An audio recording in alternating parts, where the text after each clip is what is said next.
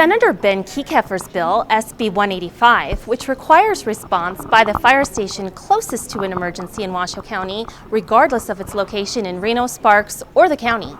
The Government Affairs Committee hearing became a 5-alarm fire politically. I'm here to present Senate Bill 185, which is an attempt to get what I believe is a common sense approach to fire protective services in Washoe County, and it's one that I think that you will believe makes sense as well. This bill is drafted to encourage the local governments in Washoe County to put life and safety above all other issues when it comes to fire protection. And it seems like a basic concept, and I'd like to start off by saying that I truly believe leadership in Washoe County and the city of Reno share in that, as do the elected representatives in Sparks. When I talk to my constituents, they believe that when they call 911, a dispatcher will send the closest available emergency responder to them. And I think that's a reasonable expectation, a reasonable assumption. And while that's true in Clark County and in the rurals, despite the fact that there are numerous departments, that's not true in Washoe County. Vehicles are actually dispatched based on the political jurisdiction of the caller and not the closest emergency responder. And that means that during a home fire, the first engine dispatched could be miles away from the scene, despite the fact that an engine could be sitting in a firehouse literally down the street. And to illustrate the point, I would refer you to the northwest corner of my district, which is a neighborhood called Hidden Valley. The majority of Hidden Valley is in unincorporated Washoe County, but a part of it is within the city of Reno. There's a fire station in Hidden Valley that is controlled by the Truckee Meadows Fire Protection District, which is the fire department underneath unincorporated Washoe County and is controlled by the Washoe County Board of Commissioners. And if you walk out the front door of that firehouse and turn right, you come to the city of Reno in about 450 feet. There's a house right there. However, if that house catches fire, the firefighters stationed 450 feet away don't get dispatched because it's in the wrong jurisdiction. Instead, the city of Reno will dispatch an engine from its Mira Loma station, which is a couple miles away, and obviously in regards to fire protection, 2.5 miles isn't that far of a distance, but the dichotomy of having an engine so close not being dispatched doesn't seem to make a lot of sense, as property is burning and lives are potentially threatened. So I believe that this is a problem. It's been illustrated, and I think it's one that we need to solve. I believe the fire service also is primarily a local government function, and it's one that I think that the local governments should fix. Unfortunately, the county government and the city of Reno government have been unable to assemble a system that puts life and property first, and they will, I'm sure, express many reasons why this has happened over the years. Much of it dates back to 2000, when the city of Reno and Washoe County decided to consolidate their firefighting services, and the city of Reno took over responsibility for running that consolidated department. And during that period, the goal of this bill was met, and the closest engine responded first. However, as the recession hit and local governments felt the pinch, simmering disagreements over cost sharing, labor agreements, and other issues boiled over, and the Washoe County Commission decided to deconsolidate and go back to the system that we have now, where the city of Reno Fire Department is responsible for protection within the city of Reno, and the Truckee Meadows Fire Protection District is responsible for the unincorporated areas of the county. This sort of came home for me a couple of years ago when on the Saturday after Thanksgiving in 2013, my in-laws' house caught fire in Hidden Valley. At the time, the Hidden Valley Fire Station that I referenced earlier was staffed only with a rescue truck, which wasn't adequately staffed to fight a substantial fire, a substantial structure fire. And it was the first responding vehicle, but it took 19 minutes for a full fire engine to arrive. During that time, there were multiple calls to 911 from neighbors asking what was taking so long, and what took so long is that the first engine came from nearly 11 miles away. And a minute and a half later, more than 20 minutes after my mother-in-law first called 911, the second engine arrived, coming from a station 12 miles away up in Sun Valley. There are multiple City of Reno fire stations that could have responded more quickly if they had been dispatched. And I can't and won't try to second guess what happened.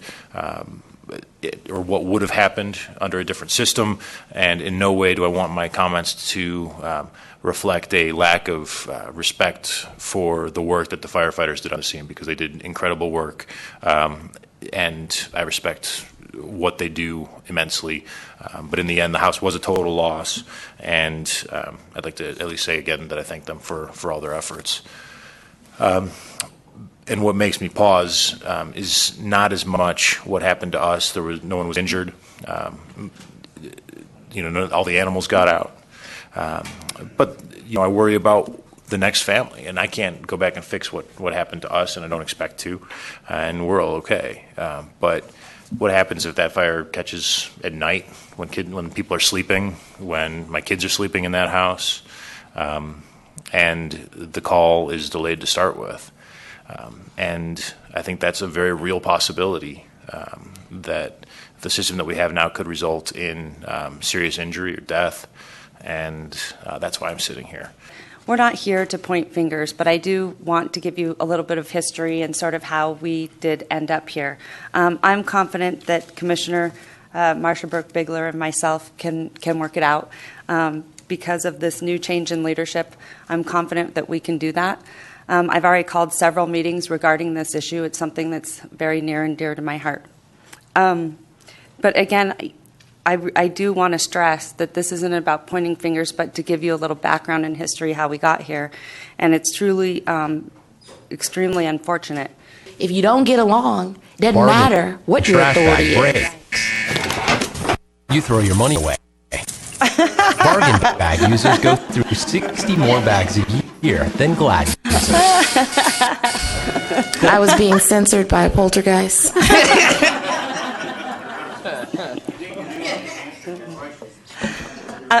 No, I completely agree with you, and it's a great question. Because I'm so passionate about this issue, I have vowed to have special meetings every single week. And in my talking points, one of the things that I'm very proud of is that Reno has a plan to open all of our stations, provide outstanding service to the county without raising taxes. So we truly do have a plan. I wouldn't come here today because I know when you're sitting there, sometimes it's frustrating because everyone's sort of fighting and yelling, but they don't have a plan, or they don't have a process in place. And so, but I also understand that truly this is about compromise. Both sides don't walk away perfectly happy. I truly get that. 3 years ago, the county voted to deconsolidate because of political infighting. At this time, the city of Reno was vehemently opposed to deconsolidation, knowing this would not be without serious consequences to its citizens. It was always a huge fear of ours that someone would die or structures would be lost due to the deathly fire divorce. Unfortunately, when that divorce occurred, county citizens paid higher taxes and received less service. In the Hidden Valley event, it is even more bothersome that a county fire station is located only a couple minutes away. Due to the county's decision to deconsolidate and the lack of resources, the county's fire crew showed up with only a rescue truck and 2 men. Once on scene, the county called for more backup that was 15 minutes away. During this time, the city of Reno was not called on by the county for more than 28 minutes. This leaving only one to believe that pride got in the way and showed the grave danger of the decision to deconsolidate. I know firsthand the tragedy of fire and refuse to let people die because we allowed pride over priority. This only jeopardizes Reno and county residents left to pay the ultimate price. Thank you so much for your time. I don't get offended easily. I've been here in this building for too long, but I'm a little sensitive to other entities making that kind of statement about our fire department. Having said all of that, I want to say that all of the studies, it is true that all of the studies that we have done, and Washoe County's commission proposed a blue ribbon, set up a blue ribbon fire study, which was done. It was all from citizens throughout the community. It was managed by a national entity that manages these types of fire studies, and it did say that there's a process that we need to go through to get to ultimate moving the whole group together, ultimate regional fire, if you will. And there's a process that we need to go through. What it said was the first step of that is mutual aid. And I think that's what Senator Keycuffer's bill is offering, is the opportunity for us to do mutual aid. We are meeting tomorrow. That is our first meeting. The county has made no bones about the fact that they wanted to meet with the city, and we have moved forward on that process at every opportunity. And so a meeting is set for tomorrow afternoon at 1:30, where the City Council and the County Commission will sit and meet and discuss the issues. How many of these meetings do you think it will take for you to come to a conclusion and get this resolved? Thank you, Ms. Dooling. I wish I could say I really don't have any idea how many meetings it will take. I know that I personally have had the opportunity to review their proposal, the City of Reno's proposal, and I personally have some questions and some issues with it that I'd like to discuss.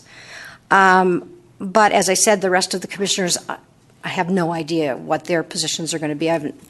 We have not had the opportunity to review and vet their proposals. But I think that what I am committed to tell you is that we are working as a team. The mayor and I have agreed that we're going to fix this. We're going to work as a team, and we're going to fix this. So. If you don't mind, I'd like to answer your question because you asked all of us to weigh in.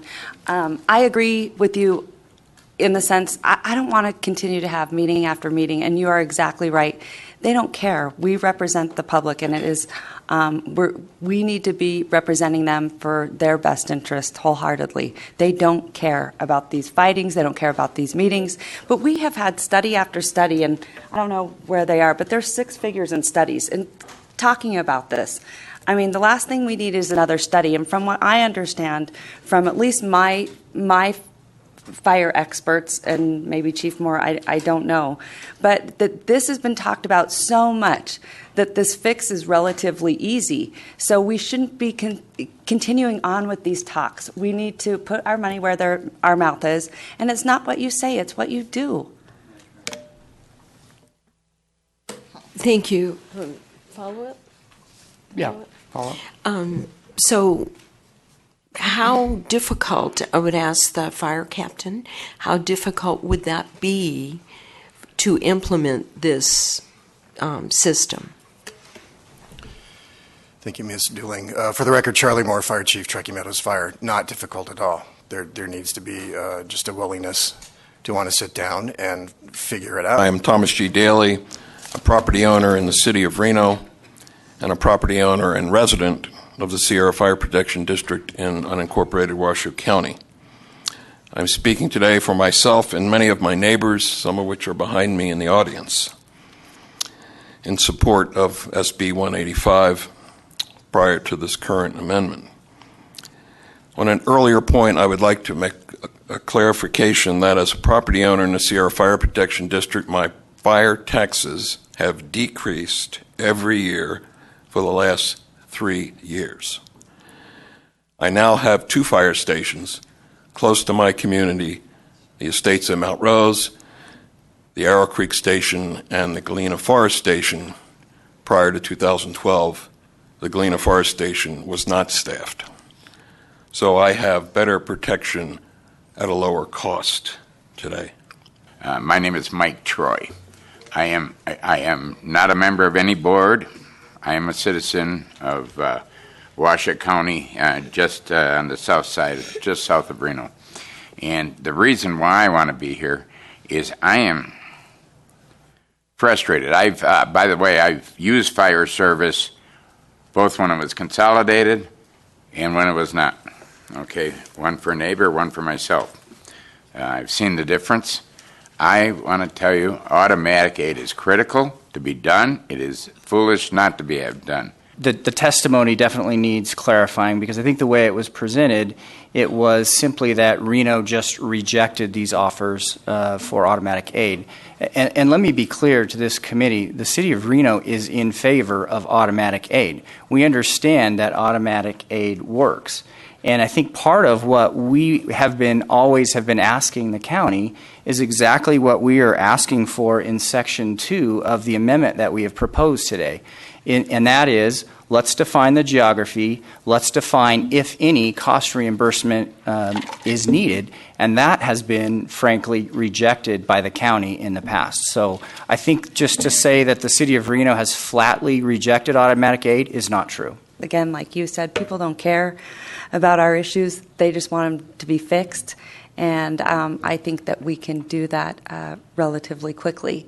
Just briefly after the Collin Ranch fire, where you might remember a number of homes were burned, a lightning started fire, wind started fire, and I asked them, I said, tell me, did you know whether you were fighting a fire in Washoe County or in Reno? Because Collin Ranch is pretty much intertwined. And they said, no, that's your problem.